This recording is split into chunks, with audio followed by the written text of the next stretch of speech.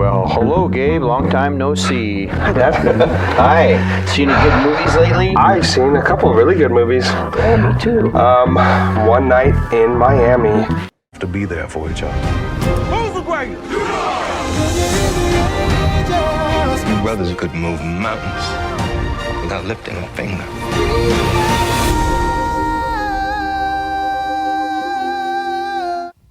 Powerful. One of my favorite films of the year so far. Yeah. And topical, too, I'd say. Absolutely. It takes place in the 60s, 1964. February. It's a fictional meeting between four real-life influential celebrities. Also who actually did meet that night. Right. That's true. Yeah, and it was on the heels of Cassius Clay beating, what was his name? Lester? Sonny Liston. Sonny Liston, okay, For yeah. his first World Heavyweight Championship. It was actually the night of that. Exactly. And right before he came out as Muslim and changed his name to Muhammad Ali. The next day. Right, so it's Cassius Clay, Sam Cooke, Jim Brown, NFL, and Hollywood, and Malcolm X. Malcolm X. Very, very influential, and powerful people. I think they were all in their 20s. Malcolm X might have been a little bit older, but they were young black men of substance of their day. This fictionalized account of what they spoke about and why Malcolm X pulled them all together, because it was him. And they were actually friends. They knew each other. Mm-hmm. And very few people thought that Cassius Clay was going to win that fight, except his close friends. Well, him. Yeah, well, Sonny Liston just didn't get out of his chair after, the fourth or fifth round. He just conceded. Mm-hmm. You know, I mean, it's not like Muhammad Ali knocked him out. But anyway, what would it be like to be a young black man who's proven himself in whatever his endeavors were in 1964 in the United States of America? This movie helps show that. I also watched an interview with Regina King, the director, and the four actors who were in it, and they were talking about representation and how as a black American growing up in America, there wasn't at least much representation. No. And this is like an all-black cast, basically, and I was blown away by some of the performances. Leslie Odom Jr., he played Sam Cooke. I recognized him right away because the movie Hamilton, or the stage production of Hamilton on Disney Plus, is always on at my house because my wife loves Hamilton. And he played Aaron Burr, so I recognized him right away. And he sang too, like it was actually Leslie Odom Jr.'s voice in the movie. And it's hard to replicate amazing. Sam Cooke. Sam Cooke was awesome. Yeah, and it's a great performance. And at the end of the movie, during the credits, there's another song sung, and that sounds like Sam Cooke, but it's Leslie Odom Jr. With a song he wrote for the film.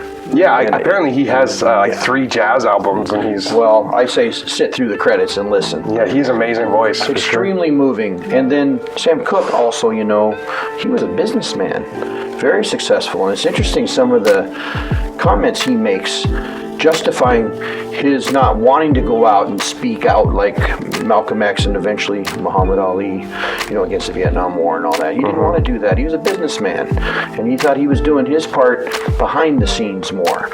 And he actually did in some ways, but he did write that song. It's at the end of the film. Things are going to change. He was influenced by Bob Dylan, and that's Malcolm a true X story was too, actually.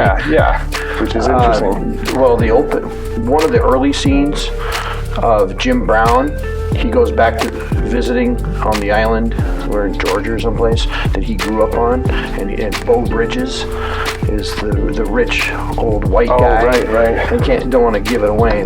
What a scene. To have that kind of success and adulation, and then. But, that doesn't change how people feel about black people. Totally. And to this day.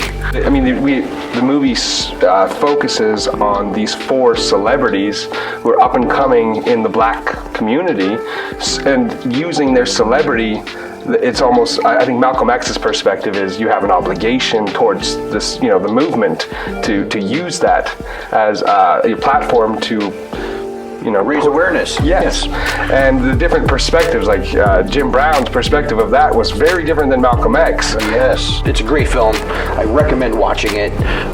It's on Amazon Prime. No extra fee to watch it, and it's, I think, so far one of the best films I've seen this year. It's got 98% approval on Rotten Tomatoes. Yeah. The more I research into the cast, the director, the writer, the more intrigued I am and want to learn more. Found out that the writer, Kemp Powers, actually wrote the play, so it's based on a one-act play that was produced in 2013 or something. He also co-wrote and co-directed the new Disney Pixar film, Soul, which is on Disney Plus right now. Which we're going to do a review of once I see it. I haven't seen it yet. You should see it. It's good. Yeah, I'm going to Disney watch it Pixar. on my big screen here. Nothing else to do in But this yeah, place. collaboration of many talented people. The actors were phenomenal. The director, Regina King's phenomenal. Yeah. Great writing. It's a great movie. Highly recommend it. Highly. See it. And subscribe to our YouTube channel, Kingston Firehouse Theater. Yeah, it's on YouTube. He looks it up for me. I watch it. Well, thanks for watching, everyone. See you next video.